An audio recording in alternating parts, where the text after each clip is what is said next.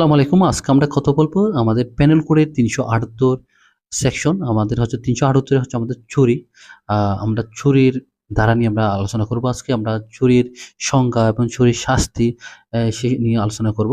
যদি চুরির সংজ্ঞাটা কোন সেকশনে বলা আছে সেটা আসতে পারে এবং চুরির হতে গেলে কয়টা উপাদান দরকার বা কয়টা উপাদান থাকতে হবে সে নিয়ে আবার প্রশ্ন আসতে পারে।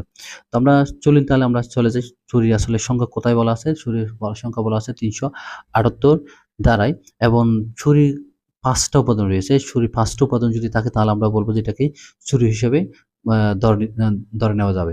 তো প্রথমে যদি আমরা বলি ৫টা উপাদানের মধ্যে প্রথমটা হচ্ছে অসাধুভাবে এবং সেকেন্ডটা হচ্ছে অস্থাবর সম্পত্তি, তৃতীয় হচ্ছে আমাদের অন্যের দখল থেকে, ৪ নম্বর হচ্ছে অনুমতি ব্যতীত এবং ৫ নম্বরটা হচ্ছে হস্তান্তর।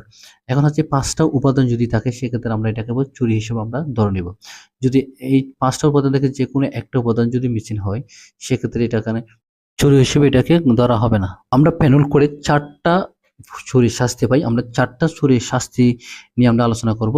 এখন আমাদের কোন কোন সেকশনে আমরা বলা আছে চুরির ৪টা শাস্তি, সেই ৪টি শাস্তি বিষয়ে আমরা আলোচনা করব। আমরা যদি বলি প্রথম এই যে ৪টা ধারাগুলো হচ্ছে ৩৭৯, ৩৮০, ৩৮১ এবং ৩৮২। আমাদের হচ্ছে চুরির সংখ্যা হচ্ছে ৩৭৮ এবং শাস্তি শুরু হয়েছে ৩৭৯ থেকে। তো আমরা এই ৩৭৯ তে কি বলা আছে? ৩৭৯ বলা আছে সাধারণ চুরি। অর্থাৎ আমরা সাধারণভাবে যে চুরি করা হয় সেটা শাস্তি হচ্ছে ৩ বছর সশ্রম কারাদণ্ড এবং বিনাশ্রম এবং উভয়দণ্ড। এবং ৩৮০ তে বলা আছে বাসগৃহ থেকে চুরি, অর্থাৎ যদি বসত বাড়ি থেকে যদি চুরি হয় সেক্ষেত্রে ৩৮০ তে বলা আছে যেটা শাস্তি হচ্ছে ৭ বছর এবং অর্থদণ্ড।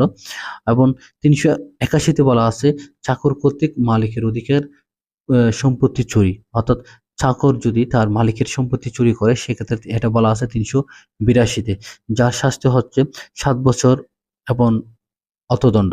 ৭ বছর এবং অর্থদণ্ড। এবং ৩৮২ তে বলা আছে যে কুম জখম নিয়ন্ত্রণ করার প্রস্তুতি, যদি প্রস্তুতি নিয়ে যায় চুরি করার জন্য তখন তার শাস্তি হচ্ছে ১০ বছর সশ্রম কারাদণ্ড এবং অর্থদণ্ড। এটা